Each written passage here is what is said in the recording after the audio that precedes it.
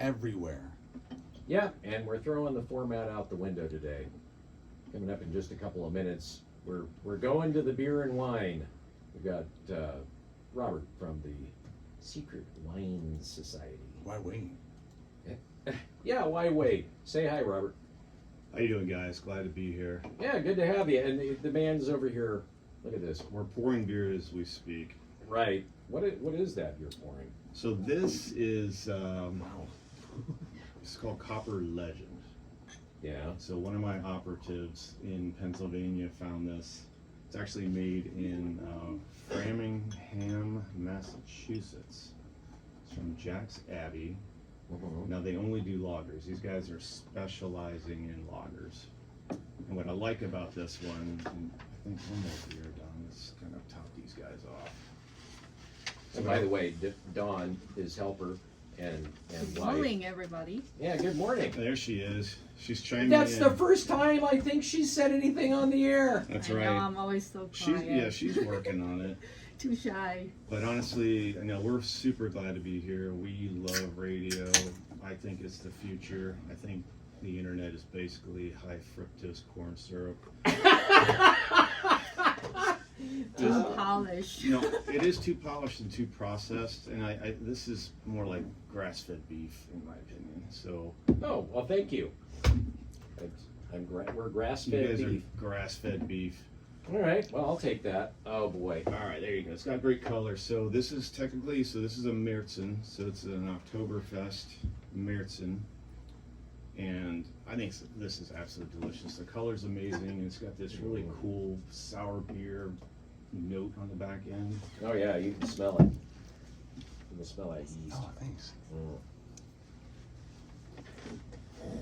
Oh, that's delicious. Yes, like I said, one of my Oh, operatives, who's also my friend, Scott, was out hunting for that Nosferatu. Actually, could not find it, but he came back and said, "You need this Copper Legend," and his palate's amazing. Is that So- good, Rob, or That's what? just really good. Yeah, what a great way to wake up in the morning. Yeah, Good no breakfast beer. So you get that nice sweet malt, a little bit of hops. That's, as the saying goes, well balanced. Yeah, the malt. They don't overdo it with it. Everything in this is all very understated. It's really tasty, but nothing just slaps you upside the head. And that's what makes this really good. It kind of starts off like an ale and then tastes completely different. Yeah, I can definitely do a few of these. See how I'll call on this guy. So this is 5.7. 5.7% alcohol. So Massachusetts is where this is from, did you say? Correct. Jack's Abbey, and apparently these guys only do lagers, which I think is kind of fun. I would So- imagine it'd be hard to do every beer well, so having some focus is probably a good idea. Well, you said abbey. Is it an actual abbey? That I don't know where the name came from, actually. Because I know that abbeys used to be, I mean, they did their own beer, or they did wine, or something along those lines, and that was sort of the story behind oatmeal stout. Was when they were supposed to be fasting, they were only able to have liquids, and so they made these nice, thick, heavy oatmeal stouts that are essentially a meal in a glass to get them through the fasting. I can get on board with that. I'm totally on board with that. It's like, well, if you can't eat, at least you can have a really, really heavy, tasty liquid beer. oatmeal. Which are delicious. Those but- are very good, actually. I'll need to bring one in. I love oatmeal stout. Oh, the oatmeal stouts are great. There used to be a microbrewery in Albany.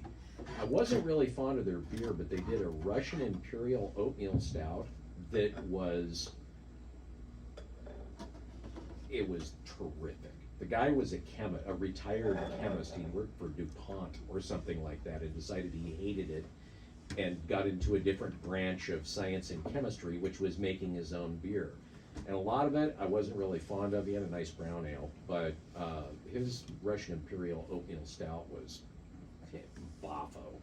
So we're going to talk more about what you do. We're going to talk a little bit more about some things you might consider for the holidays. Talk about, of course, the Secret Wine Society. nestled away in the community of Oakland in Douglas County. And we'll take a short break. Rob and I will enjoy some beer, and we'll be back on the other end with Robert and Don from the Secret Wine Society here on the Wake Up Call. This is, man. It's a nice beer, and I like you said about the, and I'll briefly talk about the hops in a second because I have a story about an over-hopped beer. So this is going to be... Wow, that's really pretty. Yeah, this is an amber wine made out of Moscato. This is very good. This would be really good with Thanksgiving dinner.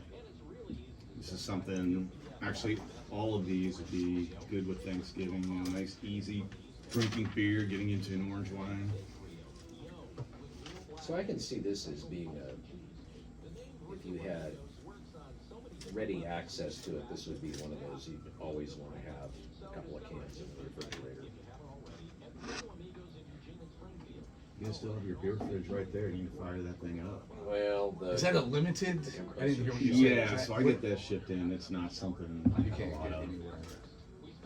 How many different kinds of beers do you usually have? It rotates. I usually only keep stuff like this. There might be 5 or 6, but then more stuff comes in. If you get rid of that, and sometimes they don't sell you as much as you want. They'll say, we'll sell you 8 cans of this. It's not, you can't just buy as much as you want. They're all limited. Really? So you can only get 8 cans, you can't buy a case of it? No. Some of these are only available in 4 packs. Let's say, I think The fiddle, one that your sister brought. well, that one I got from her, but the fiddlehead, I said, okay, we'll sell you 8 of these. It's hard to get exactly everything you want. And that's kind of this crazy, but that's kind of the fun stuff you get there, like you said. I mean, and some of these customers, these beer hunter type people, they want to